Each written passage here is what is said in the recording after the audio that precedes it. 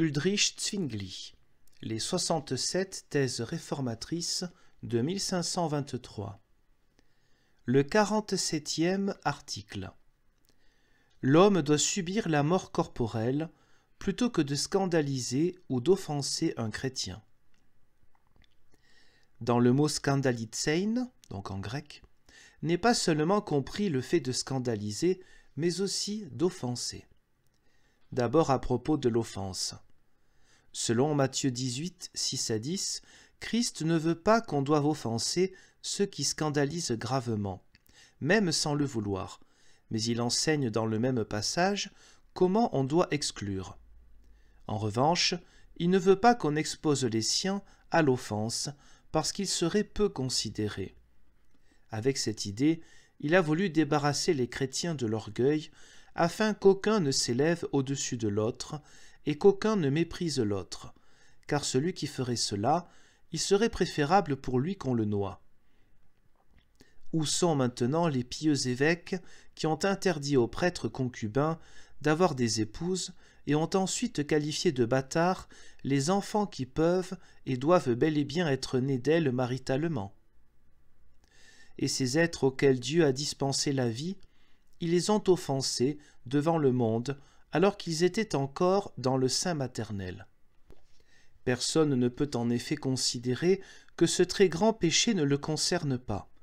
Presque tous les humains en sont coupables, car tous souillent les créatures de Dieu.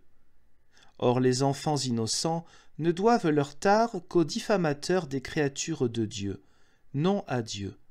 C'est pourquoi tout le monde devrait normalement être en faveur du mariage des prêtres afin de surmonter le grand péché qui a consisté à offenser et mépriser les créatures de Dieu.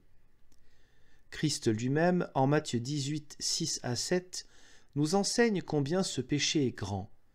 Celui qui offense ou scandalise un de ces petits qui croient en moi, il serait bon pour lui que pour cela une lourde meule de pierre soit attachée à son cou et qu'il soit jeté dans la profondeur de la mer.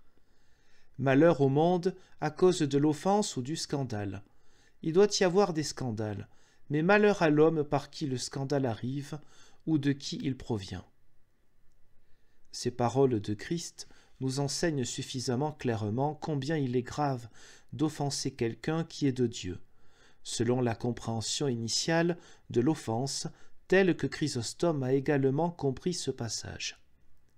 D'autre part, ces paroles de Christ s'entendent à propos du scandale qui n'est rien d'autre que l'impudence du péché devant les gens, ou que la blessure ou l'accablement de la conscience faible, du fait qu'elle en est pervertie, ou en acquiert le dégoût du bien dont elle n'a pas encore connaissance.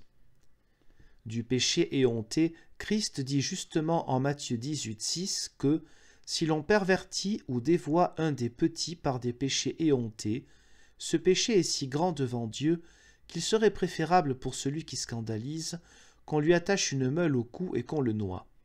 C'est pourquoi il a institué ensuite, dans le même passage, référence à Matthieu 18, 15 à 18, le bannissement, afin que le pécheur éhonté soit retranché, comme s'il s'agissait d'un membre chancreux, pour qu'il ne contamine pas le corps entier. Tout chrétien doit aussi excuser et ne pas accabler presque impétueusement les faibles qui tiennent pour injuste quelque chose qui ne concerne pourtant pas la foi, qui n'est pas injuste, du moment que ce chrétien est bien informé à cet égard et que rien ne s'en trouve lésé, comme Paul l'indique en Romains 14, 26. L'un sait qu'il lui est permis de manger de tous les mets et veut en faire usage aussi souvent qu'il lui plaît. L'autre n'est pas encore aussi solide dans la foi et pense que cela ne lui est pas permis en tout temps. Si donc celui qui sait mange de ces mets interdits en sa présence, cet autre s'en horrifie et condamne le mangeur comme s'il était un malfaiteur et un sacrilège. Ici, celui qui sait doit pardonner aux faibles jusqu'à ce qu'il sache, même s'il ne s'agit pas de faiblesse, mais d'opiniâtreté. Paul parle de cette manière en 1 Corinthiens 8, 13 « Si ce mets scandalise mon frère, je ne veux plus jamais manger de viande, afin de ne pas scandaliser mon frère. » La pensée de Paul est, aussi longtemps qu'il voit son frère être scandalisé par sa consommation de viande, à condition que ce soit une réaction de scandale et non d'opiniâtreté, il va le ménager en ne mangeant pas du tout de viande en sa présence. Il a aussi expliqué cela à Timothée. Il a laissé être circoncis selon l'usage juif. Acte 16, 3. Bien qu'il ait su que la circoncision ne servait à rien. Il a malgré tout concédé cela aux Juifs afin de ne pas le déconsidérer dans la foi. Nous avons donc trouvé 3 sortes de scandales. La première consiste à offenser le prochain, à savoir de manière imméritée. La deuxième consiste à pervertir le prochain par des péchés éhontés et à le rendre infâme à propos de choses qui sont certainement mauvaises et qu'on maîtrise par le bannissement.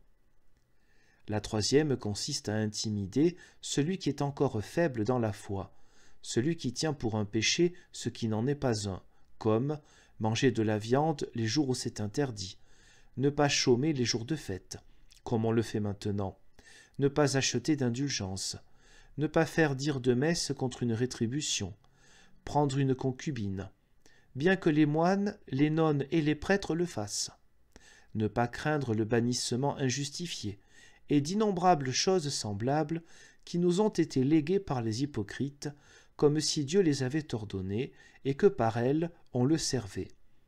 C'est à propos de telles insanités que doit être entendu l'article suivant.